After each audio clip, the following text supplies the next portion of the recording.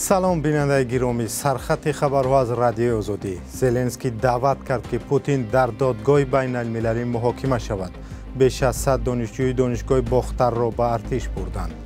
دهها مهاجر تاجیک انتظار اخراج از سنت پترزبورگ هستند. هر روز در تاجیکستان یک نفر در صدمه جان می‌دهد. زنی در بازار تاشکند خود را آتش زد. ولادیمیر زلنسکی رئیس جمهوری اوکراین دعوت کرد یک دادگاه بین المللی تأسیس داده شود که در آن جنایت‌های جنگی روسیه در اوکراین و عمل‌های جنایی رئیس جمهور ولادیمیر پوتین محاکمه شود. زلنسکی در این باره روز 4 می هنگام سخنرانی در دادگاه بین المللی جنایت‌های جنگی در شهر گاگای هلند صحبت کرد. او گفت همه ما می‌خواهیم در اینجا در گاگا ولادیمیر دیگر را ببینیم که برای عمل‌های جنایی‌اش سزاوار جزا است. من باور دارم که وقتی ما پیروز شدیم این کار اتفاق می‌افتد. دادگاه بین المللی جنایت‌های جنگی ماه مارس امسال دستور بازداشت رئیس جمهور ولادیمیر پوتین را صادر کرد.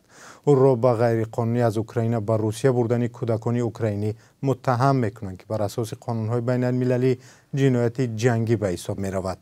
گزارش مفصل در این باره در برنامه خبری و 4 ساعت بعد تقدیم می شود. بیش از 50 مهاجر را که روز 4 می در بازارهای سنت پترزبورگ بازداشت کردن احتمال از روسیه بیرون کنند. مقامات روسیه نگفتند که مهاجران از کدام کشور هستند، ولی چند مهاجر در صحبت با رادیو آزادی گفتند که بیش از 10 مهاجر تاجیک بازداشت شده به بازداشتگاه موقتی انتقال یافتند. خبرگزاری اینترفاکس روسیه با تکیه به مقامات سنت پترزبورگ گفته است که مهاجران قانونهای مهاجرت را نقض کردند. مقامات گفتند که 58 مهاجر در بازداشتگاه موقتی برای اخراج به وطنشان نگه داشته می شوند.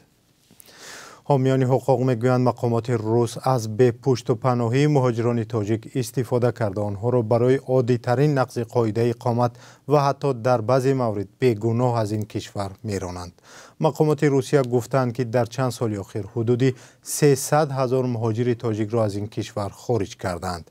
راه بازگشت این افراد به روسیه از 3 تا 5 سال و یا بیشتر از آن بسته میماند. در نتیجه تیراندازی در نزدیکی شهر بلگراد سربستان کمش 8 نفر کشته و 13 کسی دیگر زخمی شدند. حادثه در محله ملادینووچ رخ داده و دومین تیراندازی مرگبار در 48 ساعت گذشته در سربستان است که چنین حادثه ها آنجا بسیار کم اتفاق افتادند. تلویزیون دولتی سربستان گزارش داد که ماموران پلیس جوان تیرانداز را که 21 سال داشته است بعد از چند ساعت دستگیر کردند. جزئیات دیگر معلوم نیست، ولی بنا به گزارش‌های این جوان بعد دعوا با ماموران پلیس به سمت رهگذران تیراندازی کرده است. 48 ساعت پیشتر از این حادثه و روز 3 می یک نورسی 13 ساله با سلاح 8 کودک و یک پاسبان مکتب آنها را در شهر بلگراد کشت.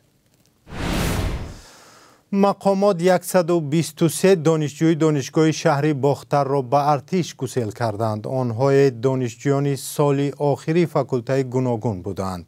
شیوه جلب آنها به ارتش معلوم نیست، ولی کامران بختیار سخنگوی دانشگاه شهر باختر به رادیو آزادی گفت که به دانشجویان برای رفتن به ارتش اجازه داده شد که 2 ماه پیش از مهلت امتحان سپارند. مقامات ختلان گفتند که در ولایت نقشه دعوت بیش از 60% اجرا شده است. در هر موسم دعوت به ارتش رسانه‌ها از شیوه‌های غیرقانونی جلب جوانان خبر می‌دهند، ولی مقامات می‌گویند صفی اختیاریان افزایش یافته است.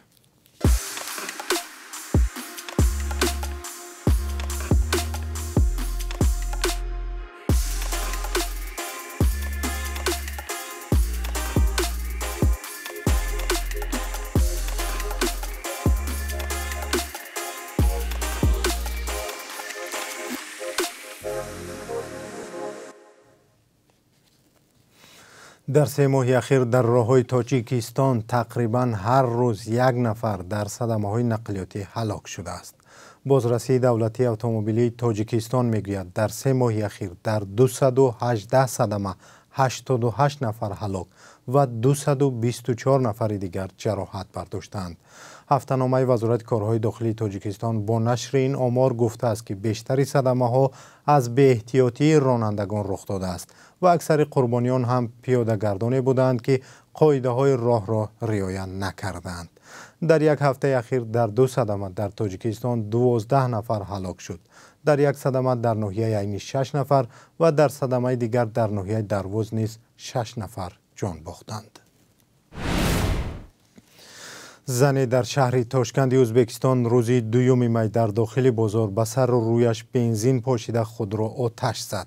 مقامات پلیس شهر تاشکند گفتند این حادثه در ناحیه آلمزار تاشکند رخ داده است. با گفته مقامات زنی 42 ساله با فروشنده های دیگر برای جای کار جنجال کرده است و با نشان اعتراض خود را آتش زده است. او حالا در بیمارستان قرار دارد. دادستان ناحیه آلمزار تاشکند تحقیق حادثه را شروع کرده است. و قربی اسعار در تاجیکستان. بانک ملی تاجیکستان برای روز 5 می قربی 1000 روبل روسی را 139 سامانی، $1 آمریکایی را 10 سامانی و 91 درم و 1 یورو را 12 سامانی و 4 درم مقرر کرده است. معمولا قربی اسعار در بانک های تجارتی اندک فرق می کند. برنامه اینجا به پایان رسید. ما را در برنامه اخباری آزادی ساعت 18 به وقت دوشنبه و 16 به وقت مسکو انتظار باشید.